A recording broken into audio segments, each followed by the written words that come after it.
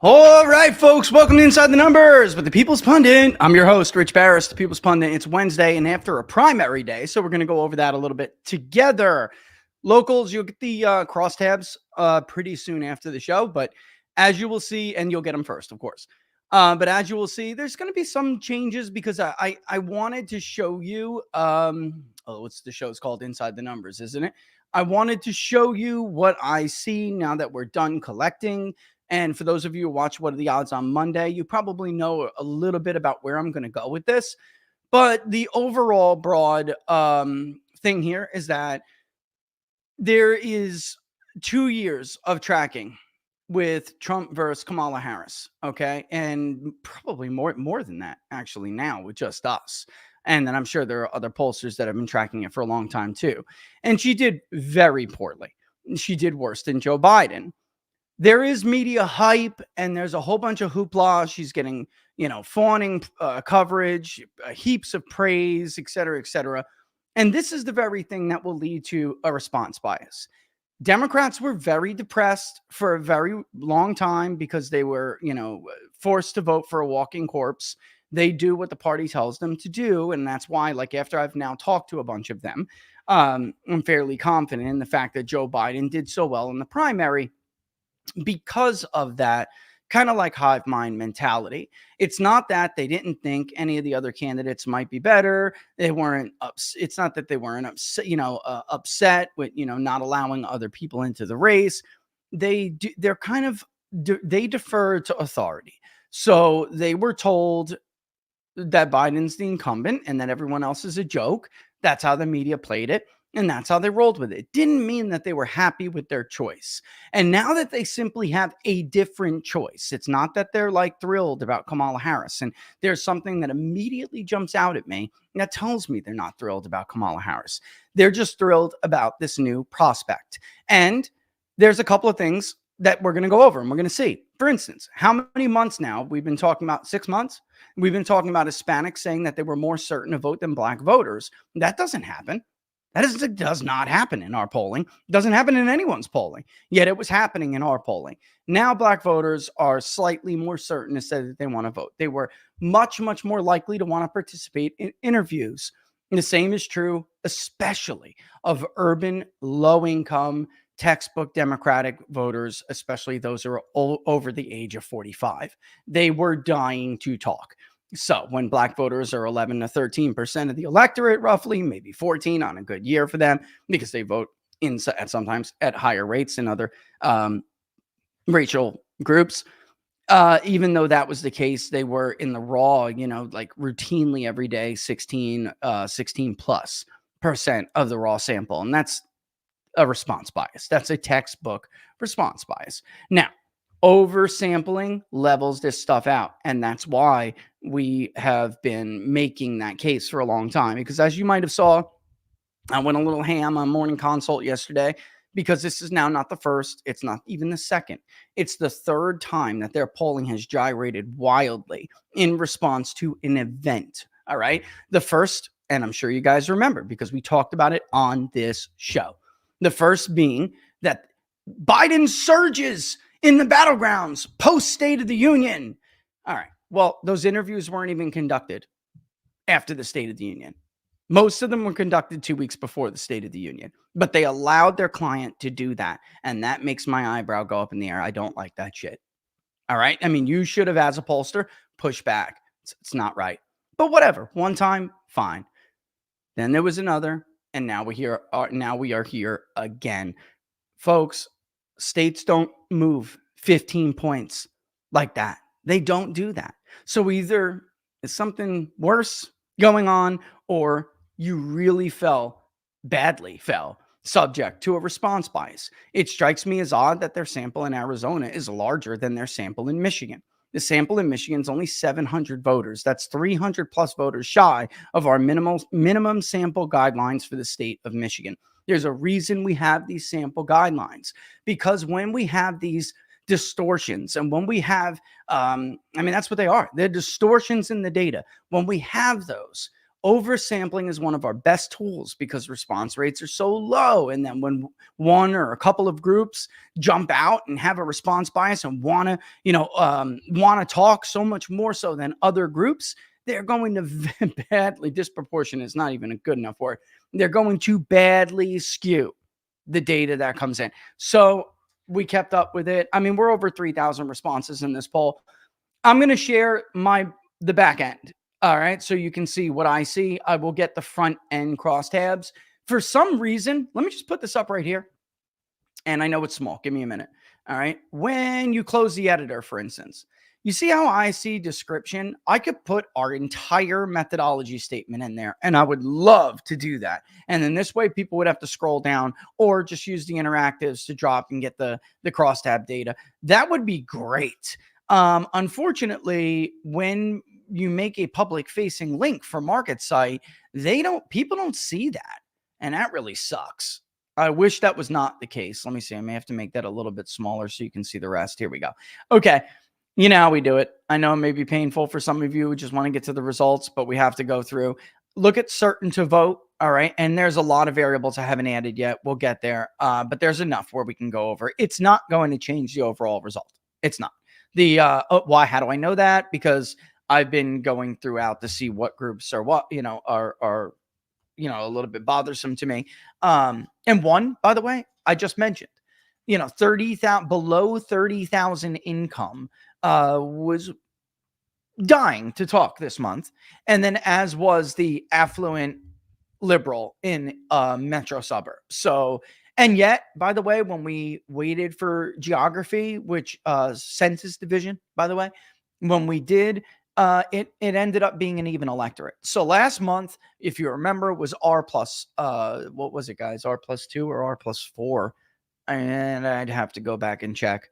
And I'll do that. But it was an R advantage electorate. This one is dead even at 36.4. Now, we employ what is called a rake weighting technique. All right. Some people do propensity and then others do rakes. Others do hybrids. There are times when we do hybrids. This is one of them. All right. So basically what we're doing is waiting for other variables such as the census division, and it allows it to adjust other groups. So we're not waiting for party. We're waiting for instance, gender, age, race, census division, education, and that adjusts the party breakdown. We don't weight by party. No election is the same from one to the other. It is looking a little bit more conservative when we do that, but again, it was a little bit more moderate this month. Again, take that for what you may, but it was certainly a more moderate electorate this month. Okay. So let's look at who's more likely to vote than others. Men, women, we've talked about this. Men tend to be more likely to say that they are certain to vote, but then they all basically even out when we get to likely. This gap has shrunk. Women are more certain to vote this month, and that certainly helps Kamala Harris. Although she's not doing rock solid with women, but Biden was doing so poorly. You have to remember the bar here. Biden was doing so poorly with women that, it looked like 1988. Like Trump was tying Biden with women. And then actually Biden does better with men than Kamala Harris does. Okay, get this. The margin with men is way bigger against Kamala Harris with Trump than it was against Biden. The gender gap is now becoming a thing again. It was not when we were polling Biden versus Trump. The gender gap was largely, I don't want to say it was largely invisible because it was there, but Biden was much closer with men than typical Democrat. And then against Biden, Trump was more closer with women than a typical Republican. Right? Meanwhile, we would still see the gender gaps down ballot, whether you're talking about the Senate or the generic ballot. There, by the way, are a bunch of historical firsts in this poll. So stay tuned. All right. Younger voters, 18 to 29, are also more likely to say they will vote. There is one group of younger voters that Kamala Harris was doing better than Joe Biden with, and we will see when we split them into age detail. It is not true that she does better with 18 to 29. She does better with one of these subgroups, and Trump still does remarkably well against her with among the vote within, with the voters of this other group. I'm not going to give it away yet, but there it is. All right. 30 to 39, they're slightly more, but generally speaking, they're still lagging behind. They're not, the 18 to 29 is not in the 50s anymore. As you can see, it has hit 60.2%. All right, now with 75 super seniors being considerably more likely to vote. There's another thing, and I don't want to jump the gun here, but Harris is doing better with a certain subgroup of young voters than Biden was, which kind of returns things to the norm we're used to seeing. And then she does worse with seniors than Biden was. And that may be a problem for her, because even though it looks like, not maybe, it will be a problem. Because even though it looks like the polls are tightening somewhat, okay, they're more likely to vote than these younger voters. If you look at the New York Times poll, it's almost identical to what we found. These younger voters, yes, are more likely, but they are still way, way low compared to other elections. You see some ridiculous tweets. The excitement's like Obama. No, it's not. Maybe it is in your world and in your circle, but in the polling, it's nowhere near. Oh, wait, Kamala Harris is not a female version of Barack Obama. She's more like a black version of Hillary Clinton. Okay, I'm serious, because there's a lot of the same. I see a lot of the same vulnerabilities for Kamala Harris than I did for Hillary Clinton. Okay, so here's race. As I was saying before, Hispanics now are 70% certain, or another 21% say they're likely, but African-American black voters, black or African-American voters, they're now 74% again. So about 4 points higher than Hispanics on certainty.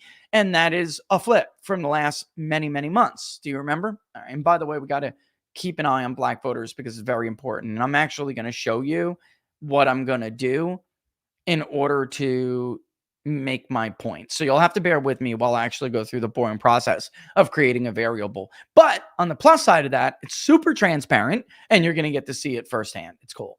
I think it's cool. Some people may find it boring, but it is what it is. As you can see here, yes, Democrats are more excited, and they're now more certain to vote. But guess what?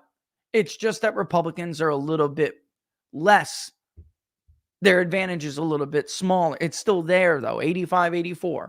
It's still a 1-point advantage to Republicans. So it's not like Republicans cratered here and Democrats skyrocketed.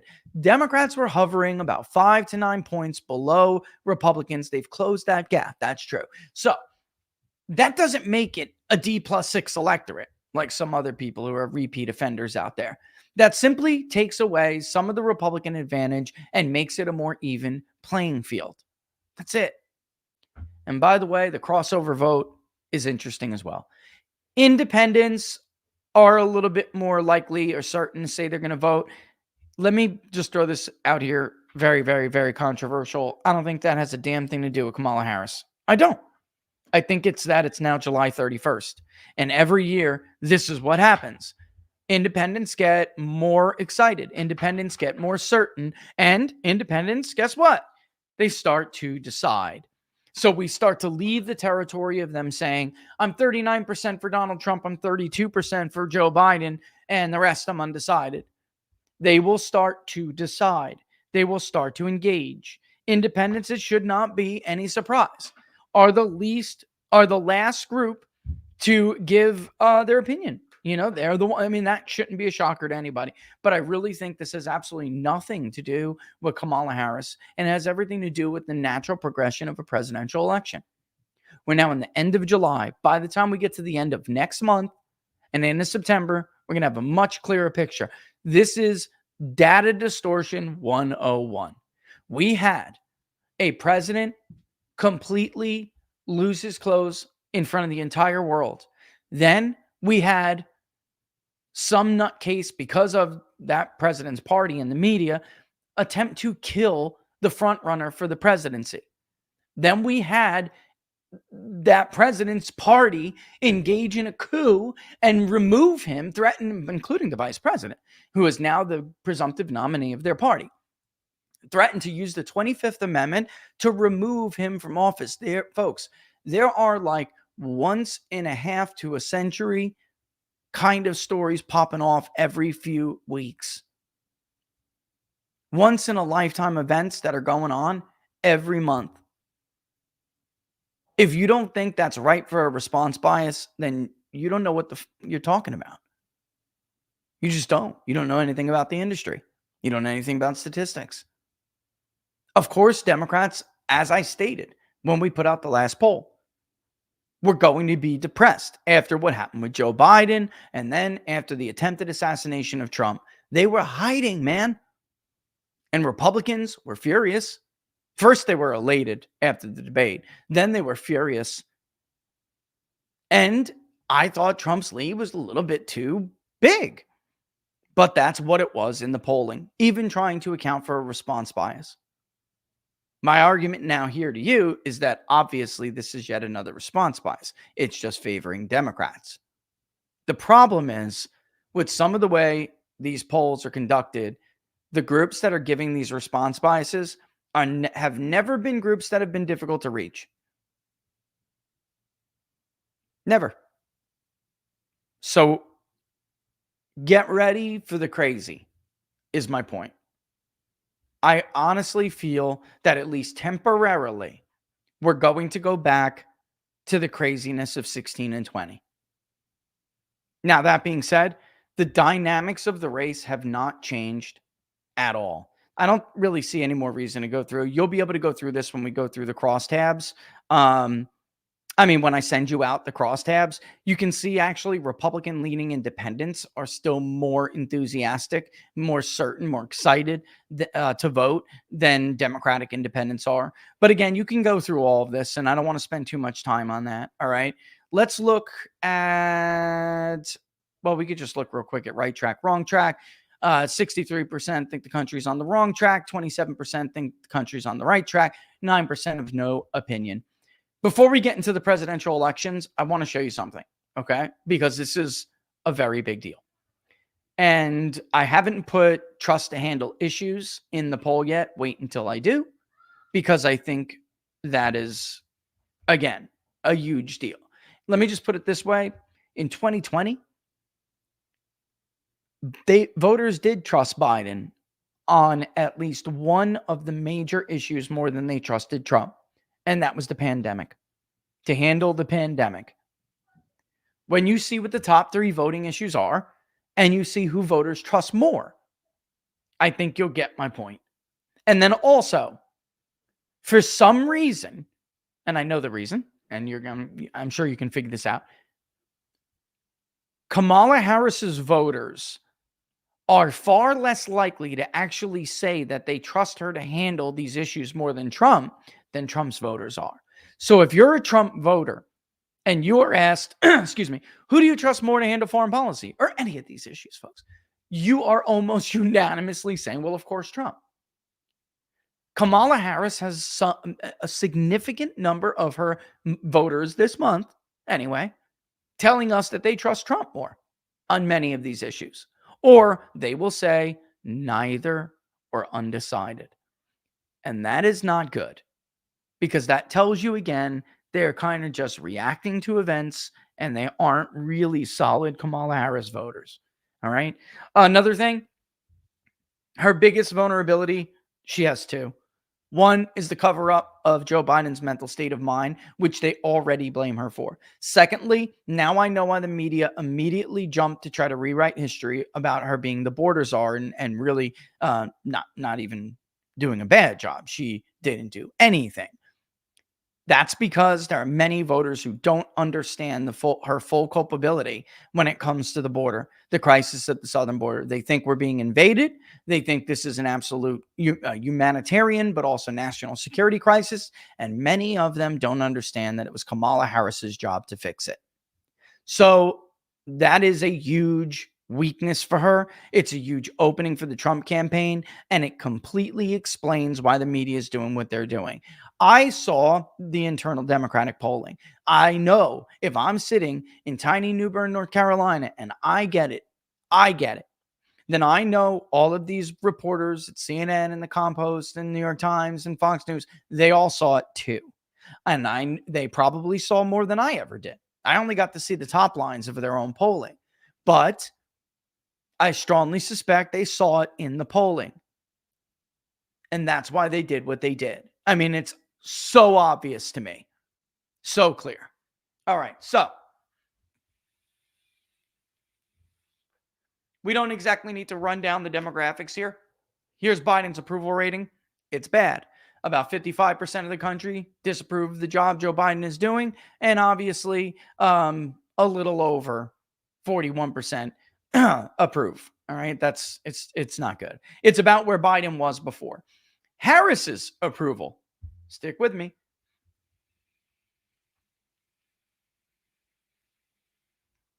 So about 46% of the country, 46.5 really. So if you round it up, you get to 47. Actually approve of the job that Harris is doing.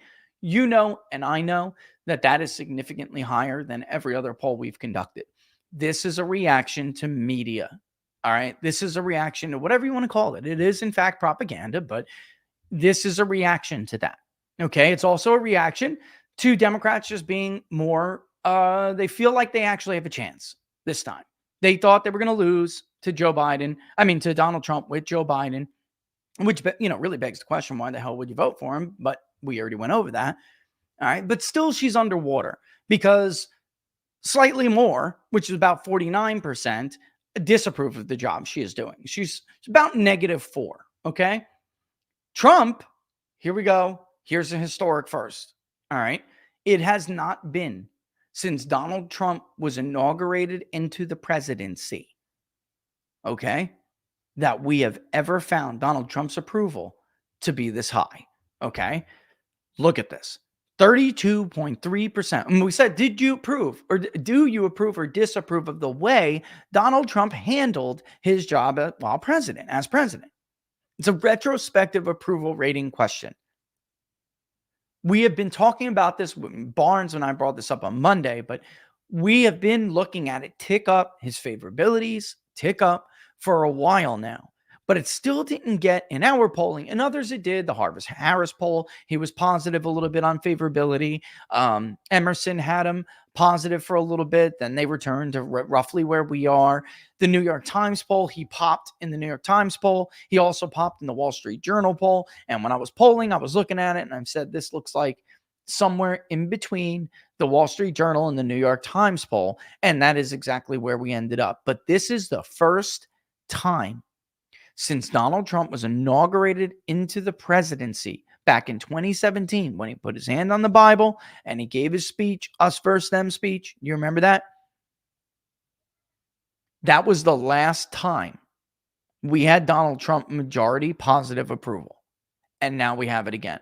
Here we are, July 31st, even though it's called the August poll, July 31st, 2024, and Donald Trump is positive and majority for the first time since January of 2017.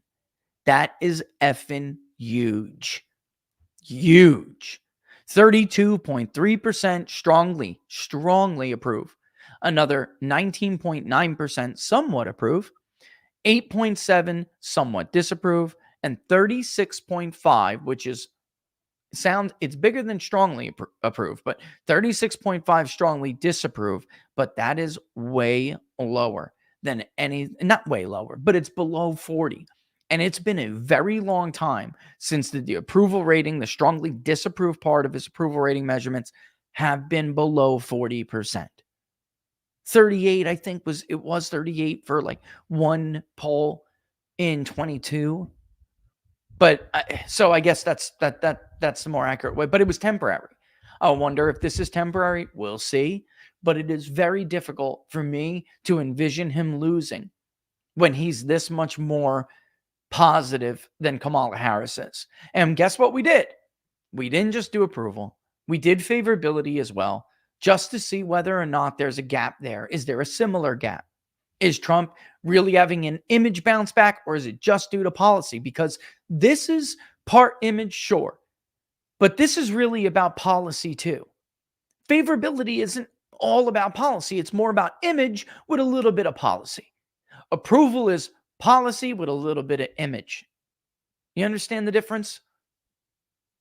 So we really needed both. This is a big deal. Folks, this is a big deal. 52.2% approve of the job that Donald Trump did as president, and only about 45% disapprove. It's a big deal. And about 3% were undecided. Now, if we look at Biden's favorability,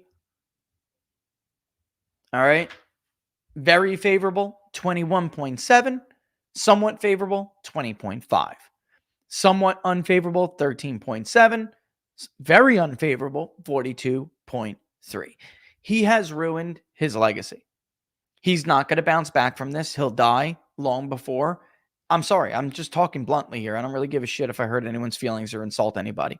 He's going to die before he's viewed as favorable again. Maybe one day in the future, people will feel bad for him and there'll be a little bit of like nostalgia for Uncle Joe, and they'll remember him as the man he was instead of the man that governed the country so illegitimately and so badly. And it is illegitimately. Whether you believe he won or lost legitimately is irrelevant. The country was lied to about Joe Biden's mental condition. He was senile when he ran for president. They hid him away, and then they got caught. And he was only forced out of office because he was going to lose, not because he was senile and they lied to you. Everybody was in on the lie, including Kamala Harris. Everybody was in on the line. It was only until Democrats realized they were going to get wiped out in all three branches, because Trump, who appoints the judicial. Ooh, excuse me, hiccups. But they were going to be wiped out up and down ballot, that they forced him out. It was only then that they forced him out. I would say it's sad if the scandal wasn't so bad. If the offense wasn't so serious, I would say I feel bad for him, because I know one day I'm going to be an old man, and I know Laura's going to be in much better mental shape than I'm going to be. It's just how it is, guys. You better get used to it. And part of me as a man wants to feel bad for him. I don't like watching him paraded around like that. Never did. But then again, I told the truth the whole time, while everyone else was lying. Or mostly everybody else, the media for sure, corporate media, other pollsters. Because of that lie, we're in a really bad place as a country. So that anger, actually, it outweighs my desire to feel bad for him. But this is a very, very ugly favorability rating. It's not something I can foresee changing anytime soon, because Americans are pissed. They're pissed. Now, here's Harris's favorability. She has not been positive in our poll since she was, along with Joe Biden, inaugurated into the White House and the office of vice president for her, of course. But that was the last time Kamala Harris was favorable in our poll, and the last time they approved of the job that she was doing. And it was basically the 3 months after inauguration. And then she was always negative before, and then she went back to being negative after. And I mean very negative.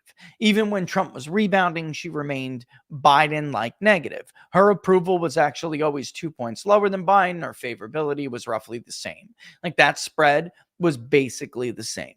Now here we are, and you can very clearly see that she is having a bounce back. So just under 47% view her favorably, and that's combined, but 28% view her very favorably, 39% view her very unfavorably. So she is improved, but she is still negative, because 50.4% view her unfavorable, including 39% of view her very unfavorable. The other 3% remains undecided. All right.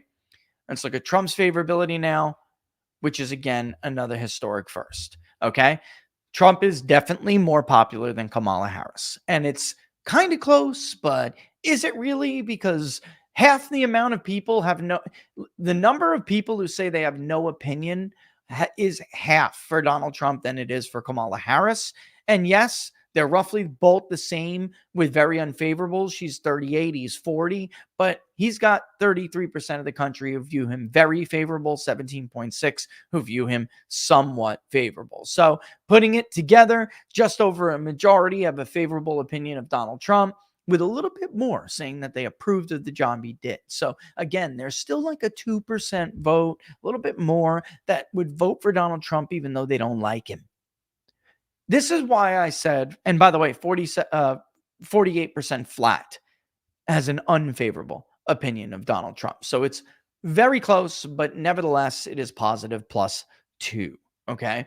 Or if you want to, if I'm rounding, if you don't want to round, obviously, it's more than that. It's like 2 point what? Let me look at it.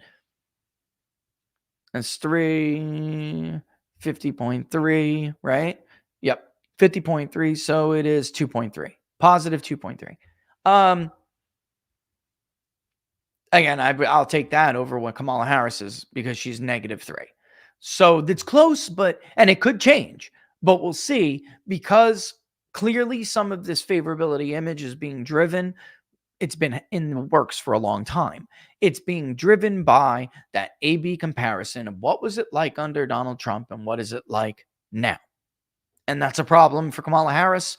Maybe not at this point as much of a problem as it was for Joe Biden, but it still is a problem for Kamala Harris.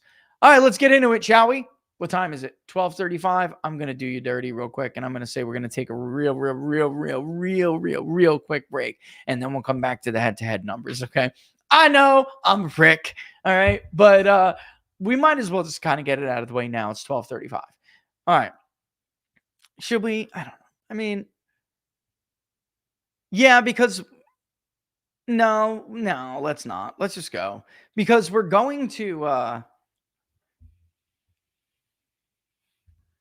we're gonna have to create some variables. So we might as well take a break at 12:45 and then at like 1:15, you know?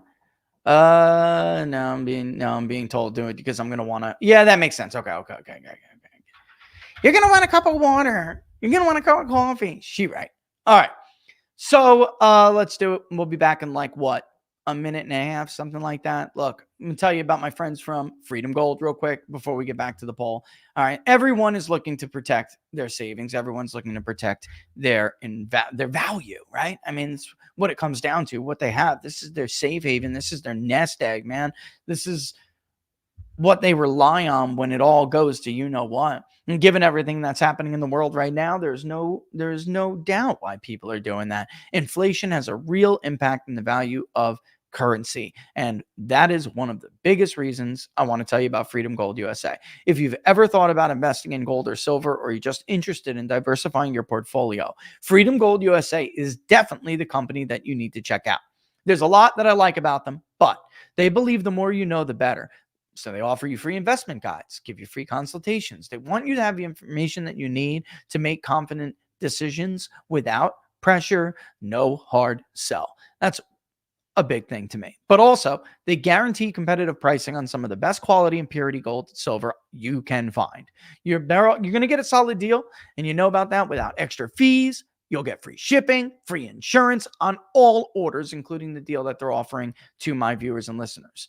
You might even still get some free silver on qualifying purchase, and you'll get $500 credit towards opening a new gold or silver IRA. That's already amazing, all of that in and of itself. But if you are a member or a viewer or listener of People's Pundit, then you're going to get this deal. When you call these other companies, folks, they're going to tell you $50K minimum investment. $20K minimum investment. Even Freedom Gold is $5,000 minimum investment, but not for you. You could get started for $500. You got to call that number though, or you got to go to that website. But here's the best part again, no pushy sales tactics. They will not do that. You've met Ryan. He's been on the show. We're going to have him back on and talk about the CPI soon. But if you want to learn more, I would recommend giving them a call. Talk to either Brian or one of his team at 888-279-3592.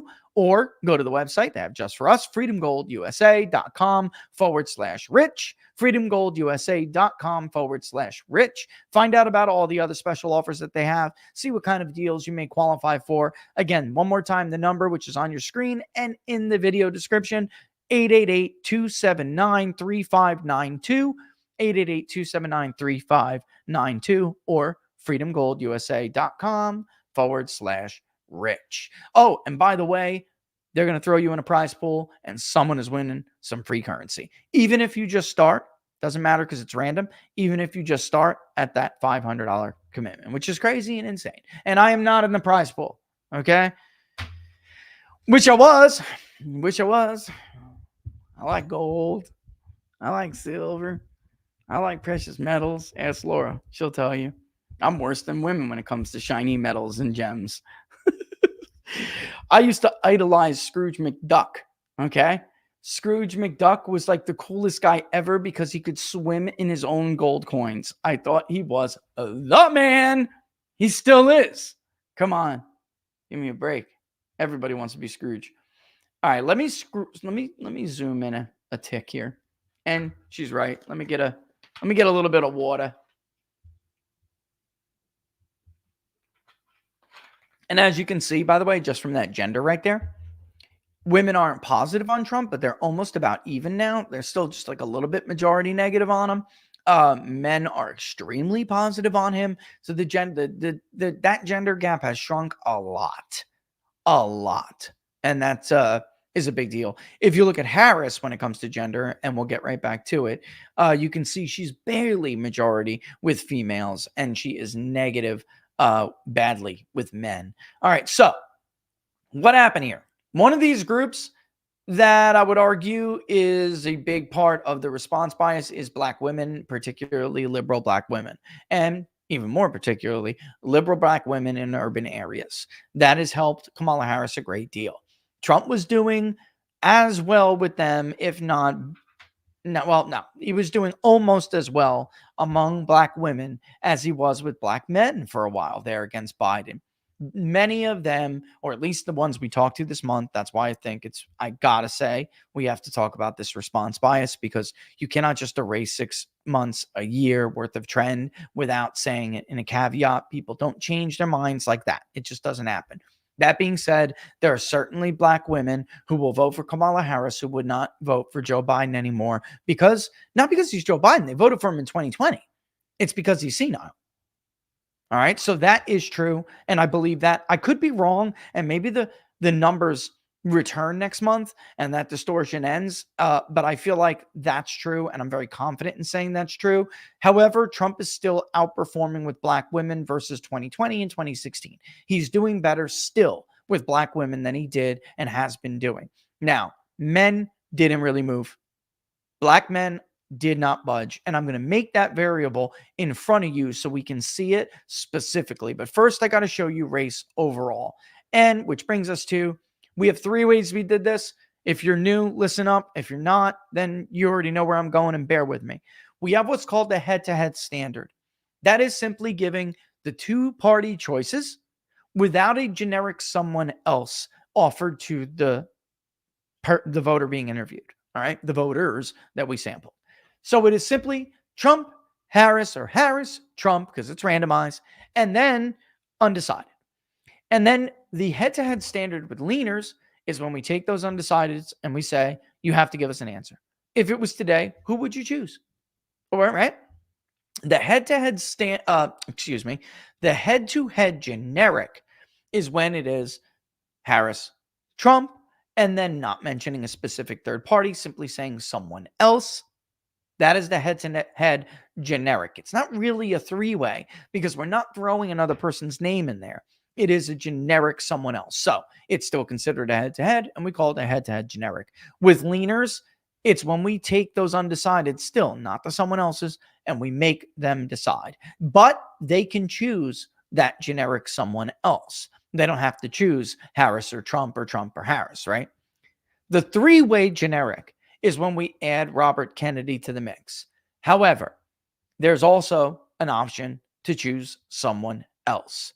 And then, of course, the leaners, same practice. They can, we say you have, those who said they were undecided, you need to give us an answer. Give it, what is it going to be? Who? Is it going to be Kennedy? Is it going to be Trump? Is it going to be Harris or anyone? Of course, again, randomized, but they cannot choose undecided again. And then you have the 6-way standard. The reason the 6-way standard is off, I'll actually show it to you in a second. The reason the 6-way standard with leaners is not in the crosstabs yet is because for some reason, one response from Chase Oliver by the database is being recognized as another Chase Oliver answer, but not combining it with the Chase Oliver with the leans. So you will see 2 rows with Chase Oliver. And that's messed up. I have to figure out what's going on and why that's happening, because it's not happening and never has happened before. It's not happening with any of the other ones. And the equation is still the same. I don't understand. So we'll figure it out. But I can show you what it is. It's just that I'm not going to publish it until I figure out what in the hell is going on. Okay. All right. And then we did do the generic ballot. Okay. That's interesting. I got to tell you, we did not lean it, but we did the generic ballot, and we did most important issues. We did trust in issues. We also did the populism index. All right. We'll get there though. All right. Let's go to the first one. This is the head-to-head standard. Just simply Harris v. Trump. And by the way, the reason why we say Harris v. Trump is because the technically incumbent should be listed first. However, whoever is ahead, we go in order of dissension, not in order in which, it is. So if Harris was ahead, she would be the top row. All right. So I don't know why I'm like seeing pollsters like kind of like not be consistent. All right. Anyway, before leaning, Trump leads by basically 1.2%. It has closed. And I would say this, though. Let's not forget that a 1.2% popular vote win for Donald Trump is a fairly comfortable Trump win in the Electoral College. 7.8% remain undecided. Let's look at age, okay? Let's look at age. Look at the age detail. And before leaners, take note of this. Only among one age group, and this age group tends to be educated in this sample, okay? That's why this is happening. She has done much better than Joe Biden with those who are between the ages of 25 and 29. Believe it or not, the 18 to 24 is larger, and she's not doing that much better than Joe Biden did with those voters. So, as Harry Enden kind of explained in that clip we played the other day, she's doing better, but she's not game changer. She's not a game changer. I mean, yes, it's closer. It's a closer election like this, but it's not technically a game changer. So overall, she leads with the 18 to 29 crowd, but it's only a 10-point lead. That is not a big lead, folks, for that group. Democrats usually win that group by 30 points, 30 plus points. And by the way, I went back and looked. Go look at that age group in our final poll in 2020. It was like 28 points. So we're looking at a world of difference here. The 65 plus, before we get into the difference between seniors and super seniors, the 65 plus crowd is now back to being Trump plus 6. If you remember, Biden and Trump would trade tiny little leads with seniors. Biden did better with seniors than Kamala Harris does. She just does marginally better with some of these other groups and brought home the 25 to 29 crowd. I wouldn't say they're fully home, but she brought a lot of them home.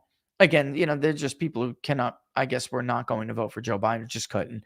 But the problem is, and this is why I take the time to go over the likelihood to vote. The problem is 65 plus vote at much higher rates. And if you think she's going to be juicing 18 to 29 at 16% like Barack Obama, you're out of your mind. That's not going to happen. Or at least nothing is suggesting it's going to happen right now. And by the way, we're not alone. The New York Times poll has 18 to 29 at like 10%. We don't. We have it at a combined, give me a second. 18 to 24 is 7.3%, and 25 to 29 is 6.2%. So it's a grand total of 13.5%. We're actually more bullish on turnout with young voters than the New York Times poll is, which is, anyone else find effing weird? Never thought I'd see that day. All right. So again, while it looks like a closer election, and it certainly does, I would still be pretty happy to be Donald Trump. I would. Despite some of the other crazy ass polls you're seeing, I really can't account for that, folks. I all I could do is whack people when I see that they do something which is grossly, like, what bothers me Everyone knew the morning consult poll yesterday was bullshit. Everybody. Fox News people I spoke to knew it was bullshit. They don't care. Murdoch's and Paul Ryan's Paul Ryan, the Murdochs and upper echelons of Fox News, they want Kamala Harris to win this election. I know it. Spoke to some of them yesterday. They don't want Donald Trump to win this election. The Murdochs, they run the New York Post. So, of course, there's going to be glaring headlines in the New York Post, the Wall Street Journal. Everyone last night, from left-wing pollsters to right-wing pollsters, if you even want to call them that, and then left-wing media people to right-wing media people, left-wing election mafia people to right-wing election mafia people, everybody I spoke to. And believe me, it was a lot. Mocked and laughed at the morning consult battleground polling that came out yesterday. Everybody thought it was bullshit. I don't know why. I'm the only one with the balls to say anything. I had to say this because I don't know how much longer I can keep my criticisms of certain people private. APOR is supposed to do or is supposed to serve the role when they see pollsters do something that is, as the kids say, sus, highly sus. But they're not doing it. There's only one group out there that has the credibility, one outlet, one website that has the credibility to hold people accountable, and they're not doing it, and it's sad. And it saddens me. It's saddening me.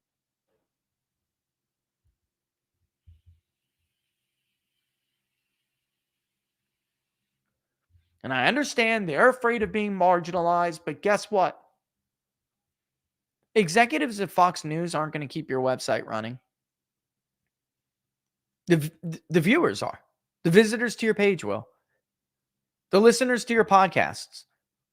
The buyers of your advertisements. And what do they want? They want someone to shoot straight with them. Otherwise, I wouldn't be here. All the smears from Peter Baker at the New York Times, all the smears from Mediaite, all the smears from PolitiFact, all the smears from Nate Slimer, and nobody gives a shit. They still listen to me.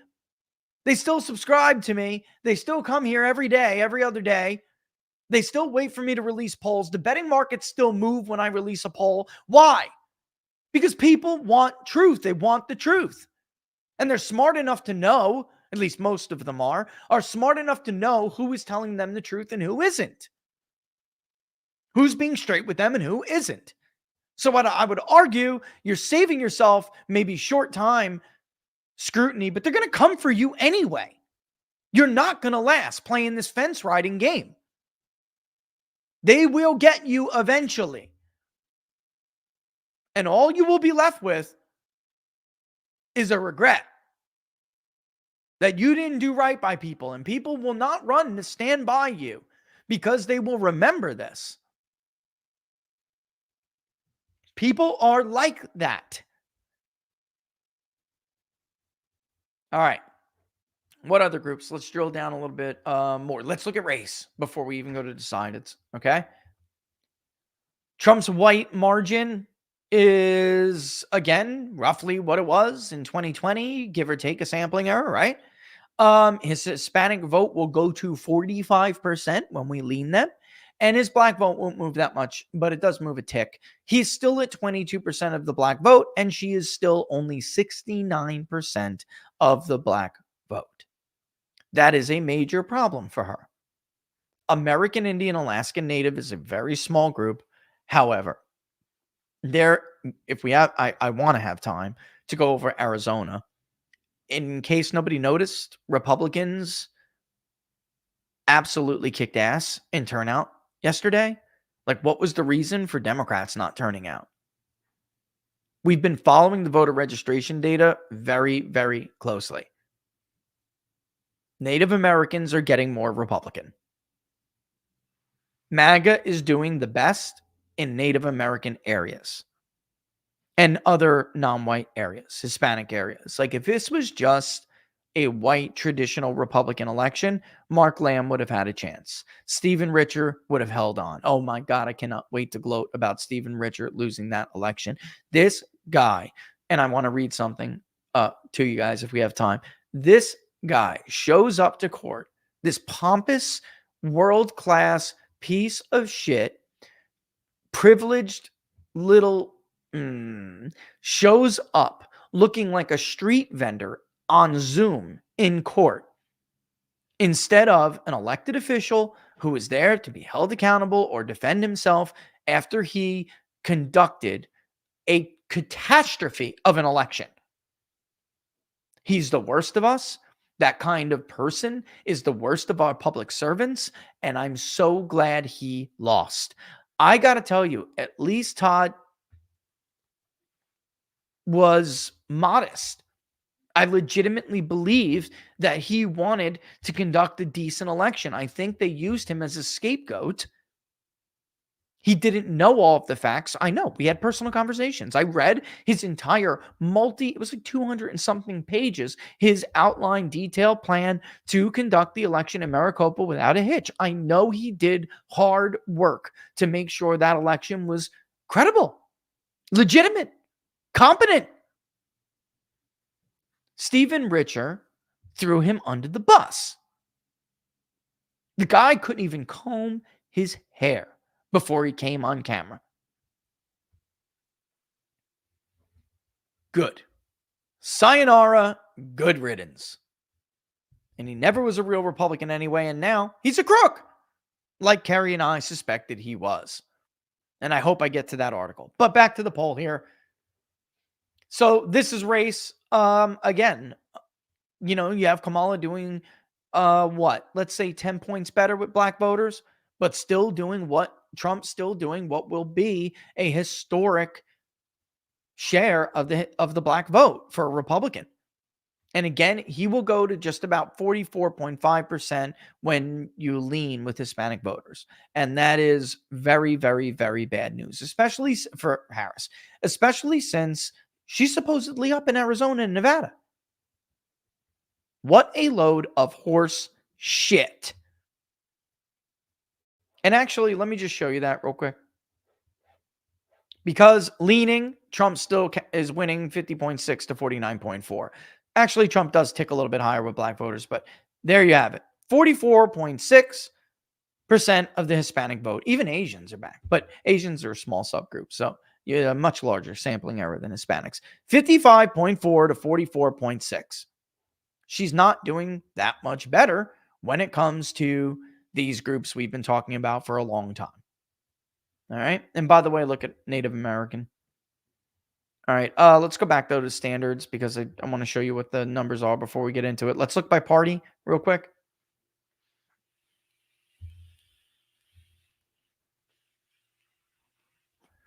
As you guys know, we don't poll the same way as others. We ask people what they are. If they say they're independent, the truth is there are very few true independents in this country. Okay.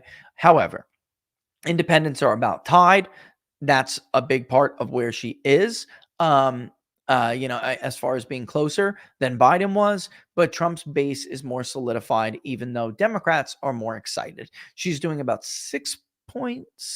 Yeah, 6.6 points better with consolidating her base than Biden was. And you can see Trump draws about it's so close, but they're about the crossover competition is not really huge. There are some Democrats that would vote for Trump over Harris. There are very few Republicans who would vote for Harris over Trump. And we'll eventually see that when I put out the 2020 vote, which, by the way, was perfect. Let me just look real quick. Among those who voted in 2020, it is Biden 51, Trump 47. So basically perfect. All right. So the 2020 sample is like basically identical. All right. So look by ideology real quick. Trump does worse with moderates against Kamala, but he does better with conservatives. So Biden was taking about 16, 17% of conservatives. She only gets about 14. She gets 14.6. Biden, I'm talking about before leaners did that. And he's doing about this. Trump is doing about the same among liberals. That's not the change there. The moderates, he does a little bit worse against Harris among moderates. But again, this was a more moderate sample, so we shall see how that goes. If you are a Republican, we then ask you whether you are an America First Republican, a traditional Republican, or you are unsure. There are a bunch of MAGA people in the unsure column. There always are every month. And the people who are unsure certainly more align with MAGA than they do the traditional Republican. Trump has 96% of the America First MAGA vote. He has 85% of the traditional Republican vote, and he has almost 90% of the unsure, which is a rather large category. There are more MAGA Republicans now than there are traditional Republicans. All right.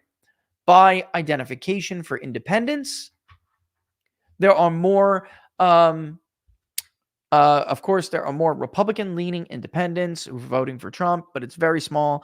It's 84% compared to 83. However, look at the independents who lean to the Democratic Party. This is where she really has a bit of an issue. But it's. I would say it's countered by something else. Just bear with me, okay?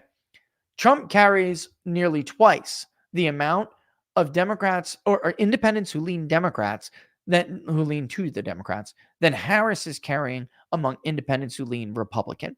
She's only getting 6% of the independent vote that shares more with their views on the Republican Party and Trump is getting 11% of independents who share more in common with the Democratic Party. Those who are equally aligned are about even. Kamala Harris has a 0.2 of a percentage point edge. It's literally one interview. And then this is where it's weird. Share little in common with either is where Trump was running away with it from Biden. And now she has a slight edge, about a 5-point edge if you round. Okay. But he's doing so much better with the identification crossover. So he's, it's kind of making up for it. And they're even among independents overall. All right. Populism index. Are you a populist? Yes or no? Weirdly, Kamala Harris is winning on the populism index. It's weird. I don't know. I don't understand. And Trump is winning on those who say they are not a populist. I know. I don't know what to tell you. Let's save education. Is there anything else I wanted to do? Where's religion?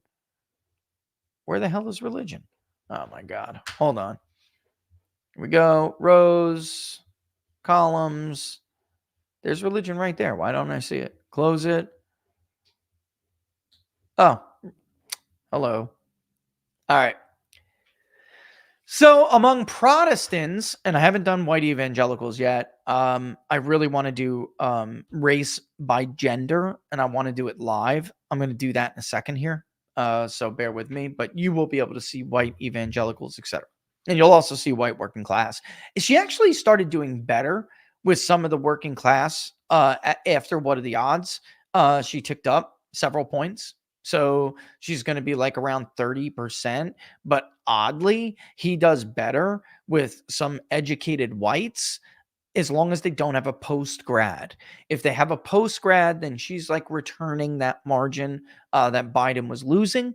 But if they have a 4-year degree and they are white, Trump is actually doing better against Harris with this group than he was doing against Biden. That's odd to me and something I'm willing to see. Maybe there's several findings that I'm wondering again, how much of it is data distortion, and we'll just have to wait and we'll just have to see. Okay. And for instance, black men, will they go back too? And by the way, he's still winning. Well, wait, we'll make that variable. I don't want to give that away, but there's several things that I want to wait and I want to see. But that struck me as a little bit odd, even though all these other general demographics look pretty much spot on to me. They do.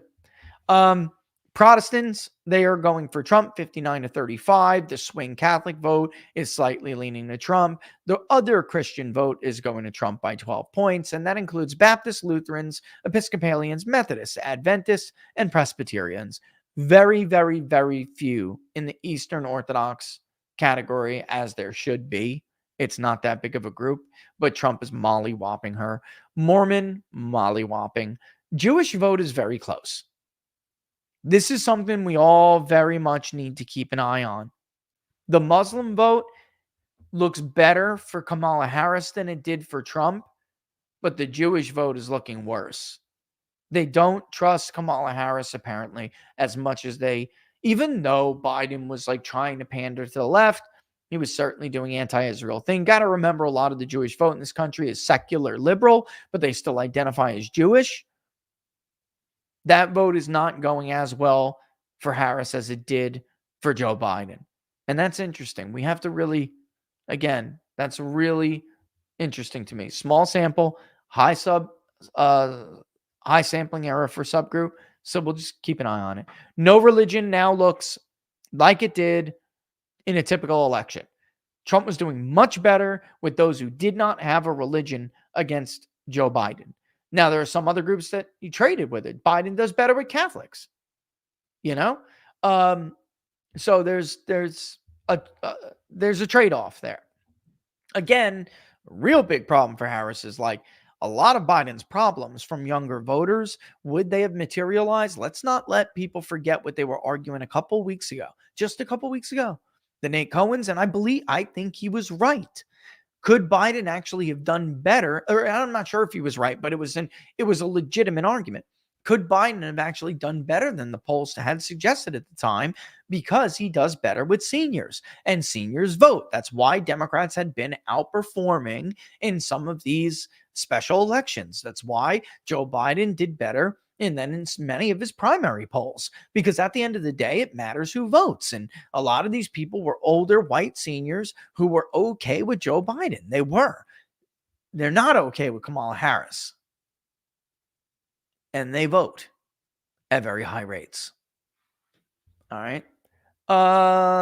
When you throw, how much time do I have? 106. Before we get into because I want to go make a variable with you guys. All right. And I want to show you, and I'm talking about a demographic variable. We're going to nest. We're going to do a multiple response variable, and we're going to nest gender with race. Okay. Because I want to show you something. But before we do, let's just look at the generics. Okay, we can look at some of these groups real quick. As you can see, Trump actually widens his lead when you start to add people. Among Catholics, for instance, the overall margin remains about the same, 1.2, but he starts to widen his lead with some of these groups. Look how close the Jewish vote gets, because Harris does lose some of that generic vote to someone else, and it's among some interesting groups. However, she does still do incredibly well with some of these other friendly demographics, like no religion, which is now becoming like 1/5 of this country, if not more. I think it's 24% in this ballpark. Let's look with leaners. That becomes a singular 1-point race, which is a little bit better for Harris, but not really. Right? Because it was 1 point, maybe not. 1.2 with leaners in the standard head-to-head. Look at the generic three-way without leaners. Actually, that is a much closer race. It's still Trump +1, but it's 0.9. I wouldn't say much closer. That's not true. It's still, it's not 2, it's 1. All right. But again, the dynamics fundamentally are not changing here. You won't see that, by the way, with every other group. Here's every other group. And that's why it's so laughable to see these polls that had like JFK with more of the black vote than Donald Trump. That's an effing joke. As you can see very clearly here, he's losing barely anybody. That if you are a black voter and voting for Donald Trump, if you are a Hispanic voter and voting for Donald Trump, you are really a Trump voter. And throwing a third-party candidate in there doesn't do shit. Who's it going to take? It is actually, at this point, taking from Harris, as you could very clearly see. She goes from the 70s among black voters to 67, and 5% goes to Kennedy, 1% goes to a generic someone else. Among Hispanic, she was in the 50s, remember? And she loses, I think, a point before leaning here. And then if you go back real quick, just among race, because race is, of course, very important. If you go back, Trump only loses a point with black voters. That's it. He actually ticks up before undecideds are decided, With Hispanics, he actually ticks up in the generic head-to-head. And Harris goes to 47. When you do the generic head-to-head with leaners, which is the standard for most polls, let's be real, is it not? Right? Then you can see some of Trump's vote doesn't lean, some of among Hispanics, and then some of Harris about equally does not lean. And Trump still gets 42% in the Hispanic vote. She just doesn't get to 55. She doesn't get to 80 with black voters because 7% go to the generic third party. Yet Trump is still at 21. This is with leaners. And she's still losing whites by nearly 13 points. That's a loss, folks. That's a loss. Pretty bad loss. Joe Biden barely won. He lost white voters by 13. And he kept Trump at like 9% of the black vote nationally, if you believe that. Voter validated survey. And several points less among Hispanics. So that's a loss. A closer loss, but nevertheless a loss. All right, let's go back to all so we can start when we get back. Keeping it where it is. Let me just save real quick. Ah, crap. I changed something. That's okay. So when we come back, something I added needs to be re-added. I can't remember what it was, but that's all right. Let's go to variables. Leave it. Yes, just leave it. All right, we have all this that I haven't added yet. See, I'll make it look pretty. Economy and jobs, right? All of this. Who do you trust more? Okay. Let's go to, I forgot to put in Vance. We do have some we have some fairly negative numbers for Vance, but it's not like awful for him. It's just you want to certainly be better. I'll put that in there. I forgot to put that in there because I had like 3 favorables, 3 approvals. I didn't ask approval for Vance, so I must have missed it. But there's a huge chunk who don't know who JD Vance is. So he does have some opportunity.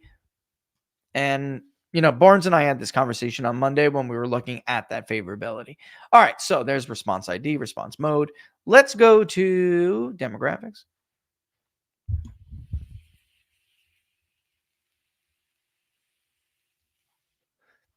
All right, race and gender. I could just do it the other way, but whatever. Let me do it this way. All right. No, that's right. Sorry. Gender. It's a conditional variable. Sorry. All right. So let's do white men. Okay. Bear with me. I know this sucks, but see men, we're going to add that to the definition and we're going to say end. All right. And we're going to go to race. And it's equal to white, not Hispanic. All right. And we're going to add that. So now we have white men. We're going to save. I'm going to call this gender by race. Or race by gender. Let's hold on. I like to stay consistent. Let me see what the exit polls. Gender by race. Okay. Actually, they say sex by race, which is the right way to say it because, of course. And we'll say, what is your gender? And then, which race or ethnicity best describes you?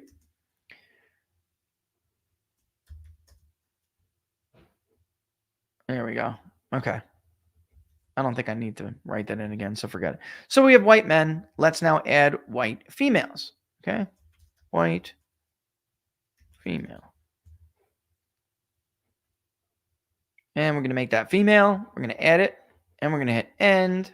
Then we're going to go up to race detail. And we're going to say is equal to white. Add it to the definition. Now we have white. Did they say women or did they say female? They say women. Shit. All right. White women. I don't know. It sounds derogatory, doesn't it? I'm sticking with female. Because that's more sex-based, not gender-based. And I don't like gender-based stuff. Even though I do say gender on the main, I don't particularly like it. All right. I'm going to add that. Now, we're going to do, let's do them all. Not just one. What is it, 113? Okay. Let's do black men. All right. So gender is equal to men, males, whatever. And then race, we're going to say is equal to black or African American and add it to the definition. All right. Now let's do black females. Black, female. Same thing. Add it to the definition. Add that. We're going to go to race. And we're going to say they're African American. Add it. And okay. Let me just make sure I did do that. Yes. Okay. Now we're going to do Hispanic men. All right. Gender is equal to men. We're going to add it. Add an and to the, it's really a query definition, but, and we're going to say they are race. We're going to go to race equal to, as soon as race updates, maybe it will if I do that. Race. I may have to exit out of here. It's glitching. It's glitching. Okay. Do it again. Hispanic men. And gender, a race, and the race is equal to Hispanic. And there we go. Hispanic female. And we're going to equal to female. Add it to the definition and go back to race. I mean, it's kind of cool. I know it may be like boring to watch on your end, but it's kind of cool to at least show you how this is done. And we're going to add Hispanic females and the race to the demographic definition. And there we go. I mean, every other group is so small that I really don't want to do it. You know, I mean, it's too small. The subgroups are just too small. So let's add it as is it in demographics? It's categorized as a demographic. Great. Okay. Let's go back to the crosstab. Fantastic. 1.8%, by the way. This is plus or minus 1.8% the sampling error. All right.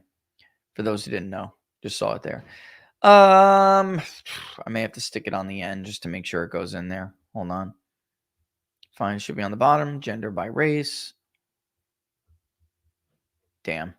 Let's see if I can get it to work. It does this to me sometimes. Yep. It's not going to do it. I'm going to have to pull it out and put it at the end. I'll fix it later, but this is what I have to do sometimes. Come on, ideology. Come on, come on. Even when it's zoomed in, it gives me a hard time. It used to have a line there. They had an update. And you see how there was a line there for a second? It disappeared. But that used to be the way to... Damn. That used to be the way that you knew that you were separating it instead of nesting it. And unfortunately, it's not working. All right. So I should not have done that. Let me put party in there. We put party up here with gender and remove gender by race. Put gender by race at the end. We'll fix this in a second. Update the results. Close the editor. Let's go back to gender by race. And we'll go through the different ballot scenarios again. Okay. So as you can see, white females are actually backing Donald Trump. Oh my God. Yep. That's how it goes. Hispanic men are basically tied. Black women have fallen. They are the most of their support for Donald Trump has fallen. All right. You see it right there. And did I hit save? I can't remember. I hit update, not save. All right. But it doesn't matter because I'm going to have to make this crosstab all over again anyway. But white men are going for Trump 55-38. White women are going for Trump 50-44. Black men are going for Kamala, but only 59-33. That is basically the same margin that they told us they were going to vote for Joe Biden. There's almost no change there. The change is with black women. And that's why Trump is no longer around. What I really honestly, guys, believe to be a little bit unbelievable. And that's why I did the entire segment on subgroup sampling errors for black voters. And we got to what? ballpark between 16 to 22% of the black vote. That's what I really think we're talking about here. If we were to overstate black women by a little bit, then you're talking Trump would be around 18 or 20% of the black vote. It really depends how much black men vote, because often a Republican share of the black vote will fall, not really because of vote preference, but because black men don't turn out at the same rates that black women do. Sometimes black women can vote at double the rate as black men. And if that happens, that'll impact, obviously, his overall share of the black vote. However, this is why his vote is still about 20%, because we have it on par. Okay. Like, for instance, let's say the black vote is 12%. We have it at around 6.5% female, 5.5% male. If that is the case, and it's not something around because it's been, if it's 12% of the vote, it's been like 8% black women, 4% black men. That's happened before. It's happened multiple times in recent memory. Trump, I believe, put it on par in either 16 or 2020. They were about this margin. And then in the other election, it was more lopsided toward women. But we'll have to see how that goes. But right now, we think it's going to be pretty much on par, with black men being a little bit less of the electorate than black women, but not huge like it has been sometimes. 2012, a great example of when black women voted at much higher rates than black men. And because Barack Obama did so much better with them, it helped him get reelected. Like, that was the primary reason that Barack Obama really carried every one of those swing states that Mitt Romney thought he could have a chance in. Ohio, great example. All right. So you can see, I think this is important. Hispanic women are kind of like black men, only less supportive of they're holding back. Look at this number. Look at who's most undecided among all of these groups. Look at it. Who is it? It's Hispanic women. That is a big deal. How they eventually decide, and let's look at how they decide, okay?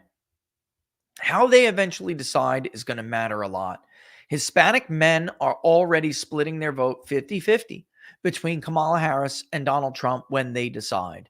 Hispanic females go 59.5 to Harris, 40.5 to Trump when they decide. If that maintains, then Trump will end up with a really good number already.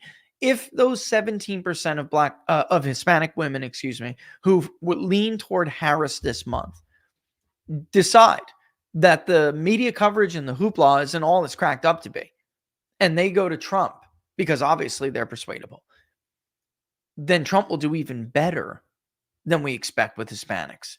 All right. So obviously he gets some of the leaners with black females. I don't have to tell you guys that while she is doing better, this is still a very shitty number for a Democratic presidential candidate. I'm talking about her support overall among black voters. It's a shitty number. In 2020, black females, this was 4% for Donald Trump. 4.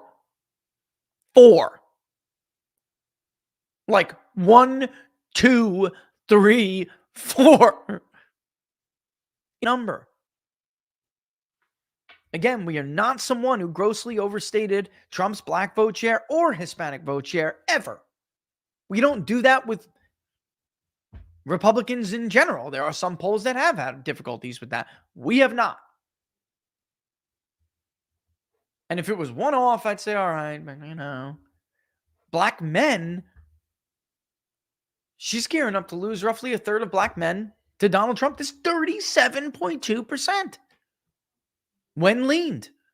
And white women still go for Trump by 6 points. White men go for Trump by 17 points. So,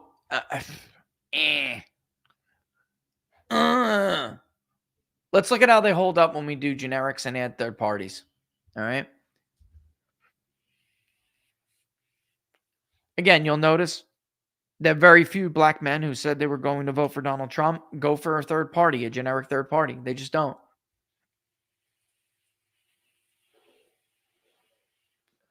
Some white women do, but it's pretty much even. Pretty much goes both ways, right? And then you have black females who some support falls for Trump, but then again, some does for Harris as well. I don't think they'll do that. I think ultimately most of them will go to Harris, but I mean, it's still not super impressive. Here we have Hispanic men still maintaining a lead for Trump. It's actually kind of closer. And Hispanic women really just taking advantage of that someone else third party. And you know what? I could see that. I actually, because of course I'm married to an Hispanic woman, in her family, there are Democratic voting women who don't like Kamala Harris. I don't know how much I really want to say this, but because it's not, I don't want to put, it's not, I'm not at all saying this is like her family thing. This is like a Hispanic culture thing. I don't think Kamala Harris is going to be a particularly strong candidate among Hispanic women. I just don't. I think she's going to do better maybe than Biden, but maybe not. At least Biden's a man. He just wasn't in charge, and that hurts so much. They respect leadership, and that was not leader. This is not leadership. We have to have a real conversation. There are different. Look, I'm Italian, and there are things with Italians. That's just true. And I suspected that, honestly, that Harris would not be that strong of a candidate among black men. And I'm obviously right. Is she a stronger candidate overall? I don't know yet, because we've not seen this kind of BS praise since the lie and the push. Actually, we haven't seen this level since she ran for president in 2020 and then lost. I mean, it took they're trying to run out the clock here. They're trying to make sure that the real Kamala Harris doesn't shine through before November, because she was only good for about 90 days, maybe less even, when they did this last time for her during the Democratic primary. And then she just absolutely melted on the world stage and not even world, on the national stage. I don't think David Axelrod and Mark, the rest of them, are right. She's not any better because she's been the vice president. That is Democratic copium. And that's narrative. It's narrative, bullshit narrative war. Everybody knows that everybody who works for Kamala Harris hates her guts. Everybody knows that Kamala Harris does nothing as vice president. It's like, well, everybody in their world, they know that. I know that. They know that. That's all. That's lies. The game here is a game of running out the clock, making a narrative, pushing it until you hope it becomes true, that it literally manifests into reality, and then keeping it long enough and you run out the clock. I actually don't know that Kamala Harris will debate Donald Trump, because she's not a good debater. I don't know that that will be the case. I know that they say it will be, but I'll believe it when I see it. Will she? Maybe she will. Maybe, of course. But she's not a good debater. All he needs to do is take a couple of cues from Tulsi Gabbard, and she's going to have a real big problem with these groups right here. Right now, they think she's like, some of them think that she's much better on minority issues than Biden was. Well, they're about to find out that in order to keep her job, she let go child pedophiles in the Catholic Church and locked up black and brown men instead, who were like running around with nickel bags of weed to make herself look like she was tough on crime. Why? Because black and brown men didn't give her handfuls of money like the archdiocese did. They don't have that money to give her. So someone's got to get locked up. Who's it going to be? It's going to be the guy slinging a nick bag on the corner. It's not going to be the pedophile priest who touches little boys. This is like, I don't know that she'd want that to be said by Trump on a stage. All right. So I'll believe it when I see it, isn't my point. When you add the three-way generic, what about if we actually give Hispanic females an opportunity to pick someone else? Lo and behold, look-see here, they do. They pick Robert Kennedy. Not all of them, obviously. Not even a plurality, but a chunk. That chunk of 17% who said they were undecided. They chose the generic someone else. Lo and behold, when we give them Robert Kennedy, 12% opt for them. 12 out of that 17 opt for Robert Kennedy. The other 5 say they're undecided. I know we're rounding here because there's 1.6 for someone else as well. And look at black men, by the way. Did they move? They did not. In their support for Donald Trump, they stare steadfast. Black women, Trump lost 2% to Robert Kennedy, but black men did not. Trump still leads with white females by the same margin and roughly among white men. So I do think, though, that I maintain, though, because I'm looking at these demographics, I maintain that Robert Kennedy does, in fact, still hurt Donald Trump in places like Pennsylvania. He does. Looking at it with leaners, where Trump still leads, by the way, looking at it with leaners, it looks like the same margin with white men, the same margin with females. So what does that mean? Black men don't go anywhere. Black females, Trump didn't get any of those. Harris did get some. But what does this mean? Honestly, it means they're kind of roughly stuck in stone here. Trump actually leads with Hispanic men in this scenario, and he maintained his support level among Hispanic females. Harris is no longer at 55. All right. Where's that going to help? Think Arizona, think Nevada, hell, even think Texas if he gets on the ballot there. We'll see. We will not know what ballots RFK really is on until the end of August. We'll get a much better idea. He can claim what he wants to claim, but the fact of the matter is we won't know. Here's the 6-way before we take another break. In the 6-way, some support for among black men for Donald Trump does fall. It goes to Cornel West, about 3 points. The rest is the generic someone else. It doesn't get anybody really. Jill Stein doesn't really get anybody. Part of that came from Trump. Cornel West support among black men. Part of it came from Trump. The other part actually came from Robert Kennedy. And then, of course, some came, from Harris, but not much. Black females, they're still at 10%. It's marginally less, marginally less. It's 0.3% less for Trump. And where does that go? Goes to Cornel West. All right. So, and by the way, Hispanic men still back Trump, and Hispanic women still back Kamala, but they just continue to fall. 10%, 10.5% stays with Robert Kennedy. 2.4 goes to Chase Oliver. Cornel West goes to 5, gets 5% of that. I mean, Chase Oliver is just a non-existent factor in this election. You may notice it's not in descending order here, and that's because when we actually lean people, Chase Oliver's in last place, behind Cornel West and behind Jill Stein. That's why I really need to get that variable fixed and see what in the flying hell is going on, because you got to see it. It's interesting. But this is honestly, Chase Oliver gets not a single lean, basically. He gets one interview leans to Chase Oliver, and Cornel West and Jill Stein split the rest, which propels them ahead of Chase Oliver.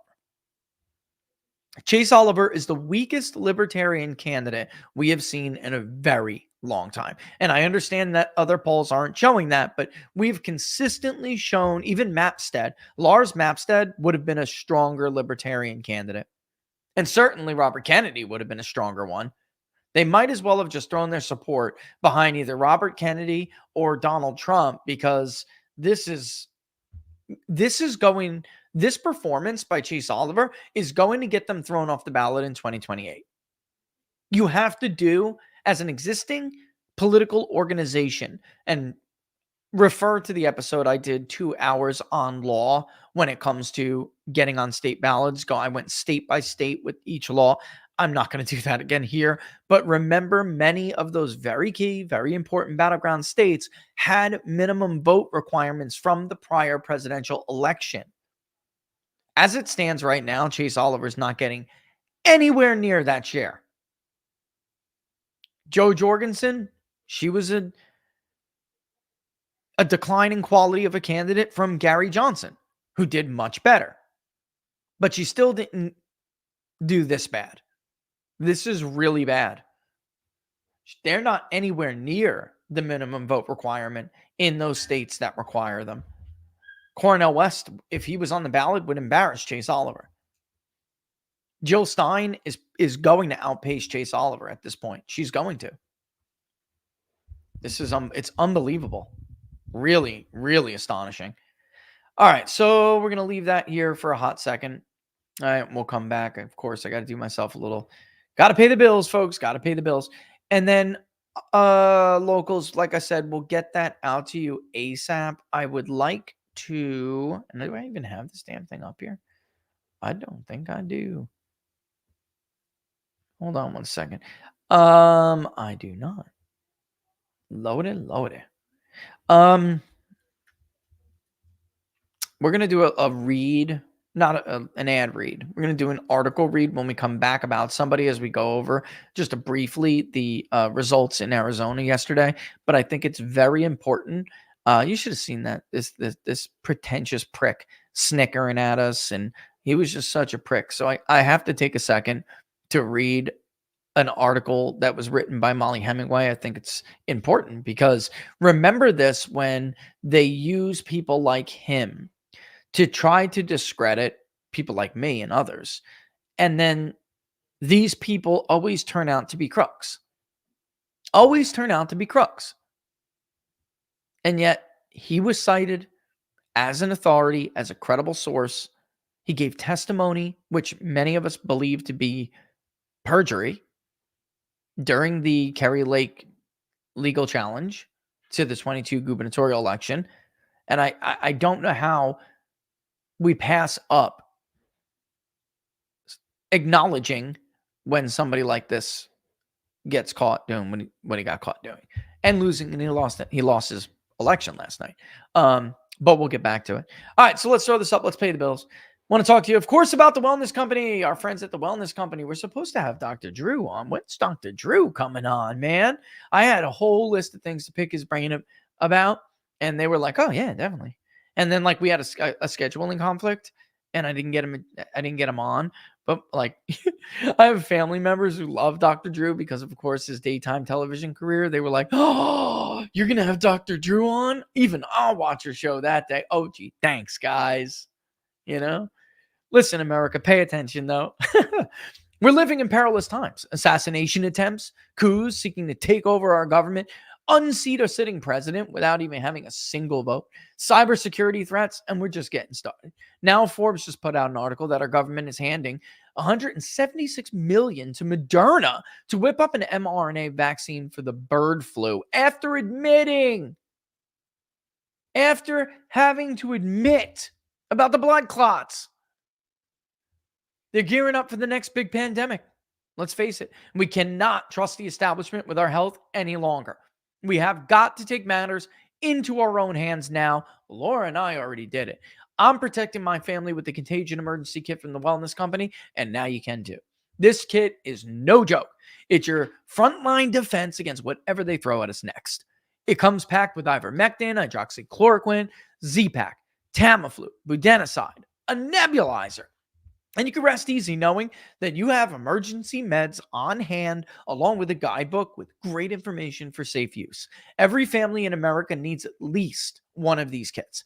It's like having an urgent care in the comfort of your own home. Get your Contagion Emergency Kit now for as low as the cost of a single doctor visit. At the end of the day, just have these life-saving medications on hand, and you won't have to think about it. It's peace of mind. Be proactive, be prepared, take control of your health. Don't wait for the next crisis. Go to twc.health/TPP for the People's Pundit.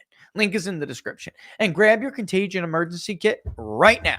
That's twc.health/TPP. The code TPP for the People's Pundit saves you $30 at checkout. I'm sorry, but kits really are only available in the USA. So sorry for all you Canada viewers out there. I know we got a lot of them. And of course, in Europe. But if you are in the USA, take advantage of them. They even took my advice and made cool colors. What? I got the black and now I want the red. The green, actually. I'm huge on green. I love green. What? So much better. I wanted black. I said that's what I told. I said camouflage black, guys. camouflage black, because in a bug out kit, but green's good too.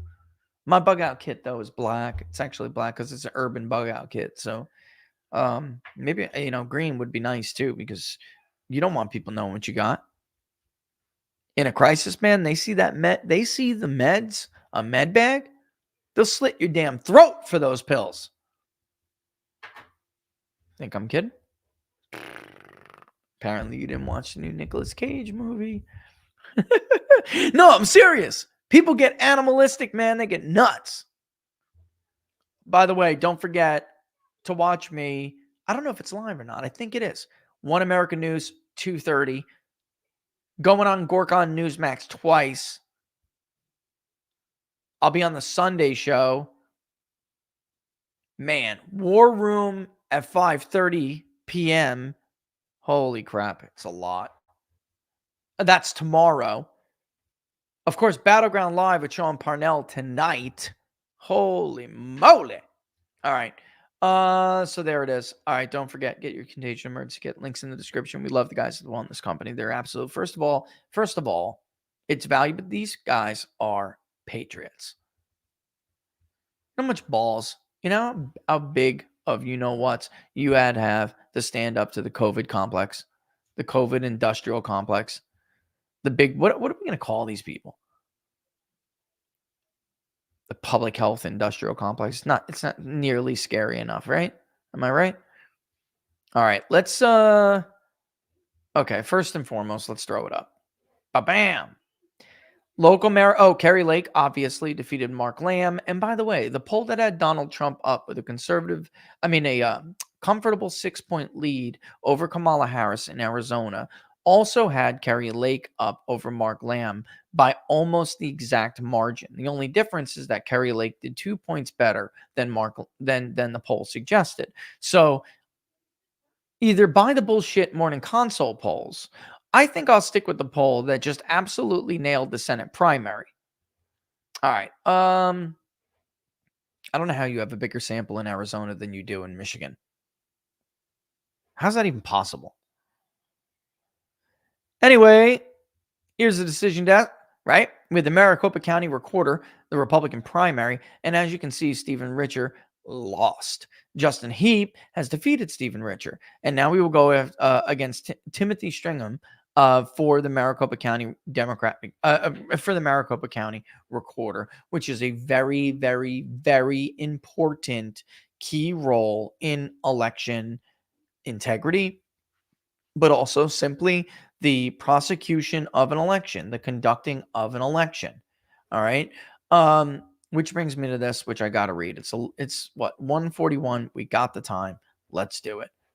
I know you guys want to go over more polling, I'm sure, but let me just give you, if you guys need a rundown here, the overall race, the standard head-to-head. Before I do this, because we may get lost. In the standard head-to-head, Donald Trump leads Harris 47.2 to 45.4. Right? Wait. Let me make sure I have, no, that's the smaller sample. 46.7 to 45.5. Sorry, that was just among a certain group of voters.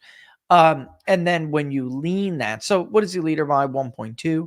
When you lean them in the standard head-to-head, he leads Harris 50.6 to 49.4, an identical 1.2% margin. But when you round, it's a Trump +2. I hate that. I like whole numbers. Don't we all like whole numbers? I like whole numbers. But when you're dealing with large enough samples like this, you can deal with decimals. Come on. Anyway, in the head-to-head generic, where we add someone else, Trump leads 46.3 to 45.1. But when you add leaners, the race gets 1 point flat, 47.2 to 46.2 Trump. The three-way generic is also Trump, but it's Trump 0.9. 45.1 to 44.2. Robert Kennedy gets 5.7. A generic someone else gets 1.7. The undecideds are 3.4. And when you lean those undecideds, then the race remains Trump plus, but it's Trump 0.8, obviously rounding to 1, 45.6 to 44.8. Kennedy ticks slightly higher to 5.9. Kennedy's collapse is real. It's very real. And then someone else, a third party, gets 3.7% of the vote. The six-way standard is also Trump plus 1, or really Trump 0.8, 43.8 to 43.0. And then Kennedy is at 5.8, Chase Oliver at 1.1, Cornel West at 1.2, Jill Stein at 0.8. When you lean them, all right, when they are leaned, Chase Oliver will fall and Cornel West and Jill Stein overtake him. Trump remains ahead, all right, in the six-way. But I got to figure out why the hell that's doing that. I really do. All right, let's get to the screen here. This is on Stephen Richer, all right? Arizona election official Stephen Richer ran on election integrity. Now he's accused of law-breaking and politicking. This is the guy who was the defendant, which was Katie Hobbs. Obviously was the defendant in the Kerry Lake case. This is the guy that they brought in to basically, I don't want to even say explain himself against my testimony and the testimony of others.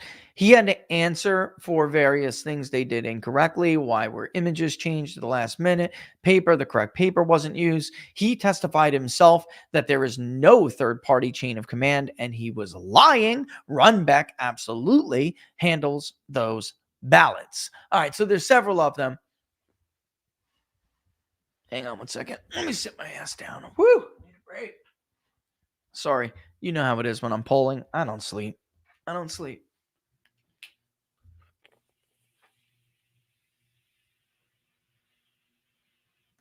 And I know it's a small sample, but I just got a text about the Jewish vote in our poll. I'm telling you, I believe it. It's Kamala Harris. That's why she's probably thinking of picking Shapiro. However, she picked Shapiro. Does she not risk the Muslim vote in Minnesota and Michigan? I think she does. Unless Shapiro turns out to be like a self-loathing Israel hater. I don't know how he's going to play this. I think the only play here at this point, considering what they believe, I think it will be Shapiro. All right. Roy Cooper has decided to just do. Oh, by the way, that reporter's full of shit. Roy Cooper was absolutely asked if he was interested and if they could vet him. He said yes, and he was interested. He has backed out. He no longer wants to be her VP. So it's not that she eliminated him. He wants to run. He has decided that it is risky, but it is better to run for U.S. Senate than it is to run as Kamala Harris's running mate. So that's, I mean, these people just don't tell the truth. Again, not exactly a secret in North Carolina. All right, let's get into it. Molly Hemingway.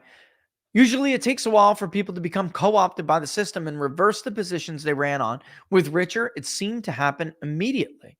Stephen Richer campaigned in Maricopa County, Arizona in 2020 on the slogan that he could, quote, make the recorder's office boring again. By any measure, he's failed. The self-styled hardcore libertarian, that's in quotes, hardcore libertarian, was elected as a Republican as he drafted a blistering 228-page review of Maricopa County's 2018 election administration, as well as a 48-page audit lambasting the Democrat running the country's elections. His pledge to be less political than his predecessor, Adrian Fontes, and restore confidence in elections generated support from Republicans eager to improve election administration in the populous county where more than 60% of Arizonans live. Upon election to the county recorder seat, however, Richer abruptly and completely rejected his previous rhetoric and claims, even defending the integrity of Fontes, which he did in the courtroom. He did. Absolutely. The man, he said, was so important to defeat. He now uses his perch as an opportunity to regularly defend the Democrat-run 2020 election in Maricopa County, write op-eds at CNN against the type of election audits he conducted to gain power, draft lengthy screeds lambasting Republican leaders and voters for their election integrity concerns, and pushed ranked choice voting and other efforts critics say are disastrous for voter confidence in election. Ranked choice voting is a friggin' scam. It is an utter disaster, and if ranked choice voting is implemented widespread in this country, it's over. It's over, folks. It will hand Democrats the state of Alaska. Thank you, Lisa Murkowski, you piece of shit, who couldn't win a Republican primary on your own. So you twice now rigged the entire system to work for you. And that's what ranked choice voting does. It doesn't matter if we're talking about Democrat, Republican. What it is status quo versus outsider, status quo versus change agent. It keeps the status quo in power. It is absolutely stupid. He even set up a Democrat-funded political action committee to support Arizona and candidates who share his views, a move strongly rejected as unethical by ethical election officials. By the way, Carrie Lake and I talked about this. We were like, immediately, she was like, Rich, is this legal? The Republican National Committee and Republican Party of Arizona just sued him for packing polls with Democrat workers and seeking to bury the paper trails. And now he's alleged to have broken the law by using taxpayer resources to advocate against a ballot measure in Arizona that would improve voter identification methods for both unsupervised and in-person voters. Quote, usually it takes a while for people to become co-opted by the system and reverse the positions they ran on. With Richard, it seemed to happen immediately, said Gina Swoboda, executive director of the Voter Reference Foundation. This is a section entitled Illegal Lobbying Against Voter ID, which is something that Carrie and I also discussed. Like, this is not legal.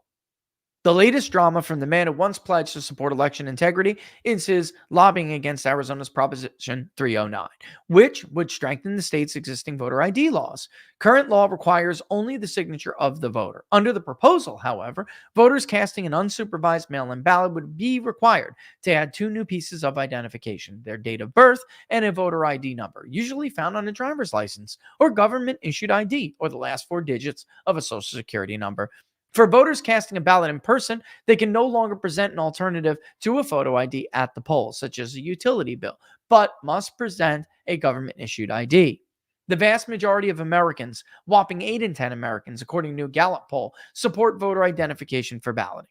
The ballot measure is supported by the state's major conservative groups and all Republican lawmakers who passed the bill that sent this measure to the ballot. Left-wing groups and Democratic state lawmakers are, of course, opposed. Joining the Democrats is Richard, who heads the lobbying group Arizona Association of County Recorders. He pushed through a vote opposing a ballot measure for a while, falsely claiming he had the unanimous support of the other recorders, and then posted on the county website a political message telling people how to vote on the ballot measure. That's where he got in trouble. The county recorder's website is a publicly funded website, and using it as a vehicle to promote Mr. Richard's political agenda is not only inappropriate, it is illegal. A complaint filed with the Arizona Attorney General Mark Bronovich said, quote, this website is not at Mr. Richard's disposal to use as a campaign website for his favorite political causes, unquote. Richard took down his political ad against the bill, but not before observers noted the document was created by the Maricopa County Recorder's Office employee Cassidy Claridge during work hours, in alleged violation of the same laws. Quote, placing his thumb on the scale illegally in this context does not augur well for maintaining a professional perception in other realms. Republican lawyer Timothy Lasota, who filed the complaint, said, it is quite concerning that he can't even follow basic election law, and yet we're trusting him to administer our election, added Amy Yentes of the Arizona Free Enterprise Club. Richard admitted he was wrong to use county resources to lobby for his preferred political outcome, but suggested it was a minor issue. His former supporters aren't so sure. Quote, as someone who was a staunch supporter of Richard, distributed his campaign literature in my neighborhood, and convinced as many people as I could to vote for him, I find his latest actions to be not only disappointing, but deserving of scrutiny on multiple levels, Jose Barajeo said in a letter to the editor. And I'm sorry, Barajeo, if that's not right. Other politicking. That was not the first time election integrity experts have worried about Richard's inappropriate political activity. Less than a year after his election, Richard took the extremely unusual step of setting up an actual political action committee to run independent expenditure campaigns on behalf of candidates who joined him in refusing to acknowledge any problem with election administration. The Democrat-funded PAC was given the name Pro-Democracy Republicans. Guys, this is a crook. This is a crook a fucking fraud and a scam artist. Pardon my French. Like, he is the worst of us. This is a problem with public service in this country. They have totally forgotten that they're supposed to be servants. This guy thought he was going to run the show, call the shots. He's the shot caller in Maricopa.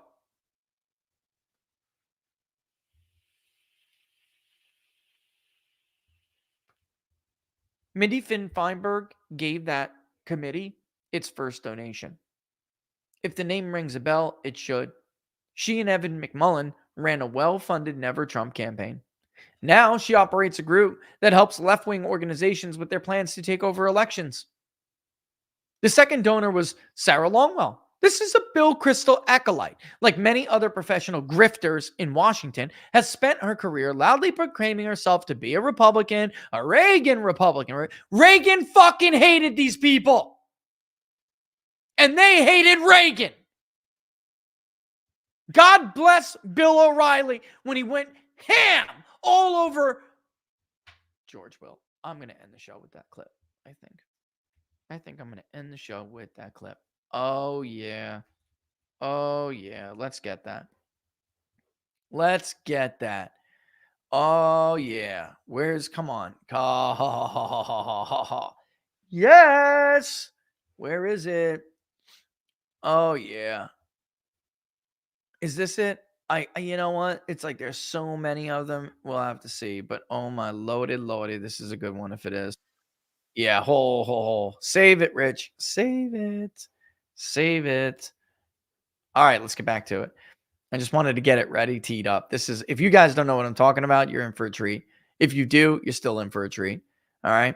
Anyway, while she's running around pretending to be a Reagan Republican, she's taking money to advocate for a wide variety of leftist policies and politicians. The other donors were Democrat supporters as well. Longtime Maricopa County reporter Helen Purchell, God, I miss Helen, a Republican who held the position for nearly 30 years, told an Arizona paper that Richard's political activity was extremely unwise. Voters question results if election officials participate politically in elections, she said. Quote, this is from, listen, everyone loves Helen Purcell. Everybody.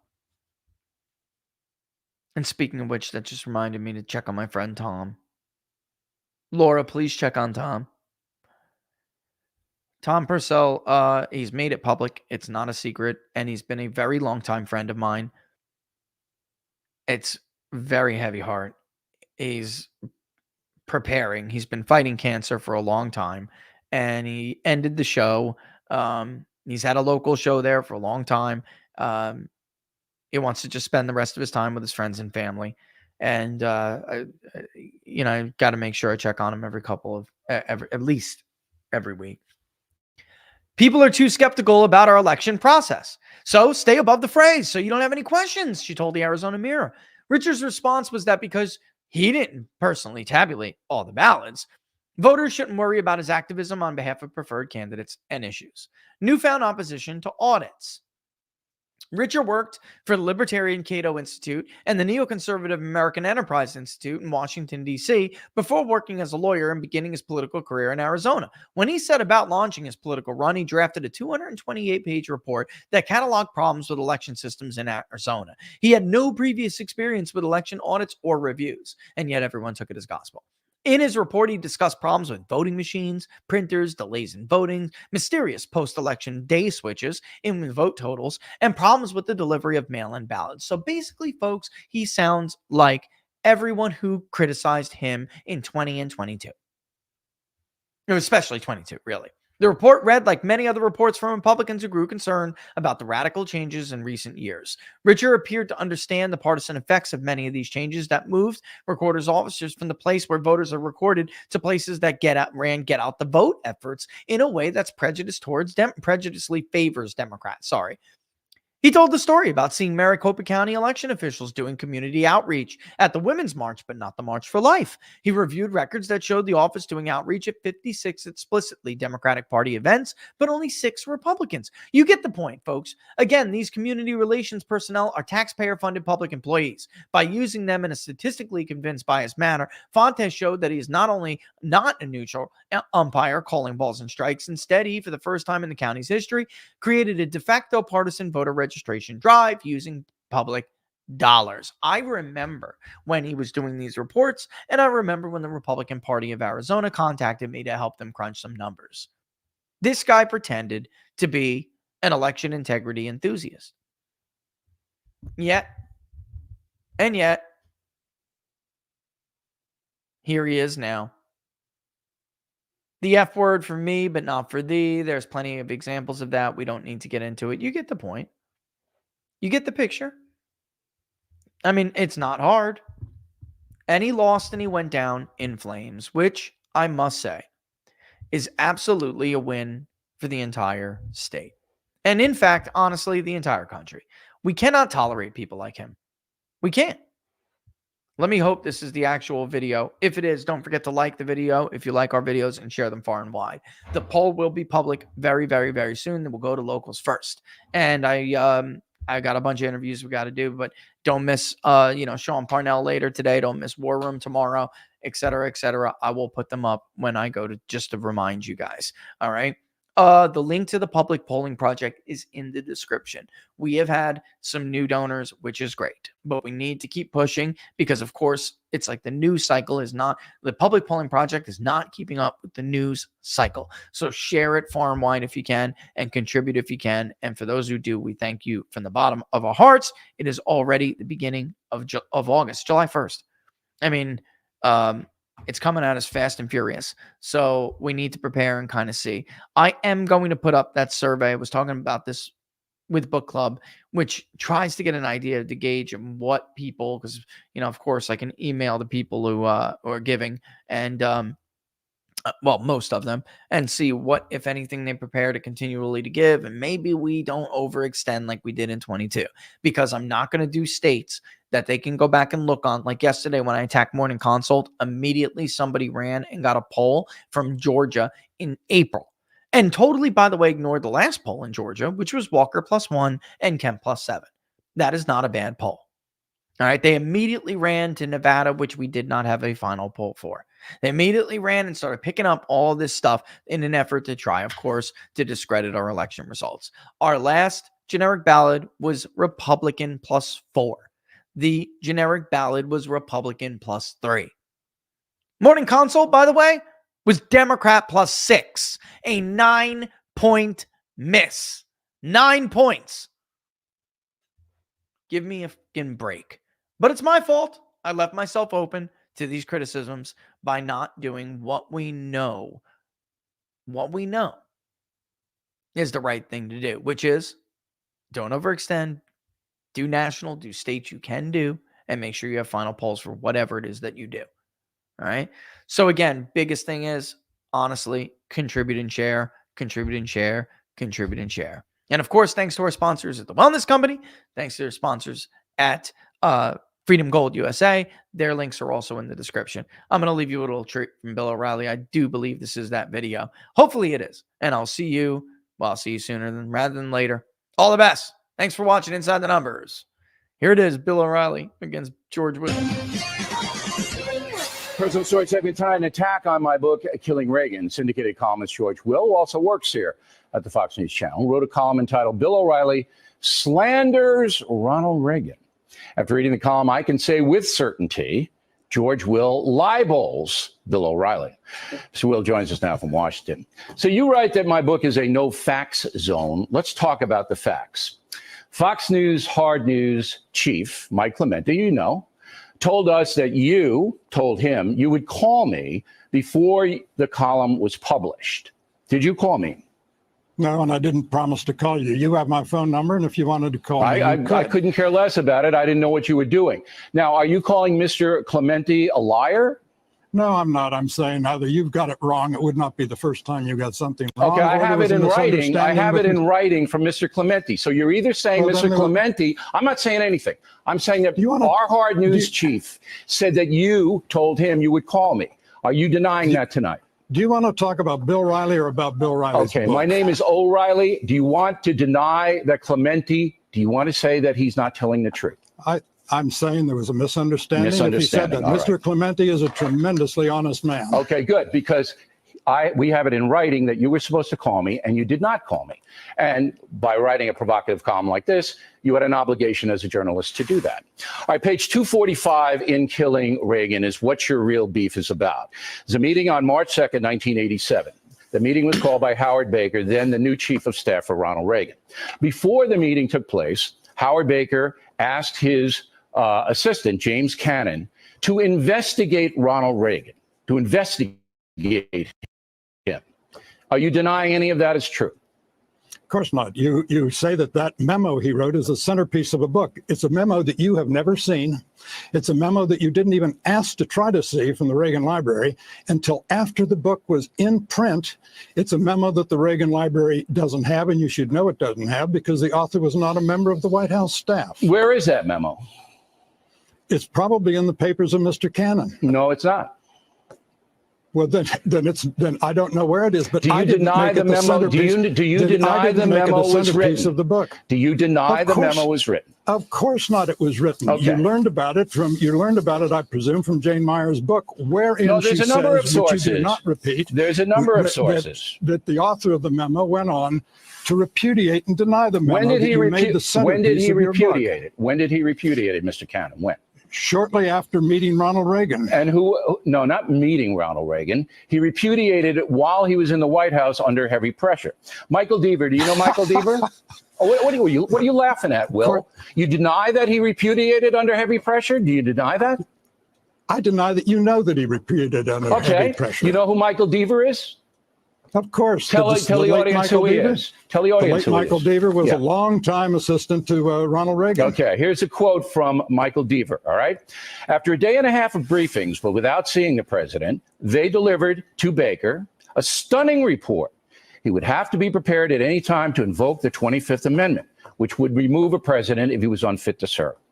The president had concluded, was on the brink of being physically and mentally incapable of carrying out his responsibilities, unquote. Michael Deaver, behind the scenes, that's a quote in his book. Do you deny that that happened? The memo was presented to Howard Baker, who commissioned it. Deal with Deaver, his friend, his close friend, as you just described. Deal with that. Explain that. The memo was presented to Howard Baker. Howard Baker took one look at it and said to the man who wrote it, "This is not the Ronald Reagan I know," and that was the end. That was not the any end of influence it. the You're memo not telling ever the had. truth. You are Yes, I actively am. misleading the American people. You are You're lying. something of an expert on You actively are misleading you people. are lying. And here's more proof. Edmund Morris. You know who he is? You know who Edmund Yes. Morris is? Go ahead. Okay, here it is. Edwin Morris, quote, during one unhappy period, when the Iran-Contra scandal coincided with prostate problems for Mr. Reagan, the president was so withdrawn and confused that papers were surreptitiously drawn up by staffers concerned he might have to be declared disoriented. Okay? Now that is from the guy who wrote the bio. You want LA Times? You want New York Times quotes on it? I got them. I can read them to you. You who began this interview by saying I had a moral obligation to call you before writing about your book, wrote a book without feeling any obligation to talk to Ed Meese, George Shultz, Jim Baker, any of the other people who could have And why refuted did I the not thesis, talk to them? because they would have refuted the flimsy thesis because they you have had. skin in the game. We don't talk to people when we're writing our books. You mean they have knowledge of the game. They have skin in the game, emotion in the game, spin in the game. We don't talk to anybody who was derogatory to the Reagans or anybody who was laudatory. We do our own investigation. You want me to read more? I got more. This meeting absolutely took place on page 245. It was absolutely taken seriously by Mr. Baker and everybody else. And the conclusion of the meeting was the president was fine. He was capable. And Killing Reagan is a laudatory book toward Ronald Reagan. And you didn't even mention that. It is not a laudatory book. It is a laudatory book, or you can't read. It is doing the work of the left, which knows that in order to discredit conservatism, it must destroy Reagan's reputation as a president. And your book does the work of the American left with its extreme recklessness. And when you finally got around after the book's publication to scheduling an interview with Ed Meese, you then canceled it, saying you were canceled it because Ed Meese wanted to come on with conditions. Nobody comes on with conditions. So I do not understand how you vet a memo you've never seen. All right, look, here's the deal. That memo was written. That meeting took place. All of what we write in Killing Reagan is true. You're a hack. You're in with the cabal of the Reagan loyalists who don't want the truth to be told. Killing Reagan is a laudatory book. It praises Ronald Reagan. Yet you didn't call me when you said you would. That's a fact. Why do Reagan loyalists not want this laudatory book Because they wanted a deification. They wanted a deification. They tried to get the book killed before it was even published. And you play right into the hands. That, by the way, is a lie. That, by the way, is a lie. That isn't a lie, and we can prove it. And you are a hack. Do so. Do so, Mr. O'Reilly. Woo! That's always a good one. But, you know, the funny thing about it is George Will, Charles Crownhammer, Bill Kristol, they all hated Ronald Reagan. They all hated him. That man called Ronald Reagan kamikaze conservative. He was going to get everybody wiped out, up and down the ballot, up and down the ballot. It never ends with these people. It never ends. Don't forget, Battleground Live at 5 with Sean Parnell. All right. And I will share the One America news. Number love for you folks. As always, thanks for watching Inside the Numbers. See you all soon.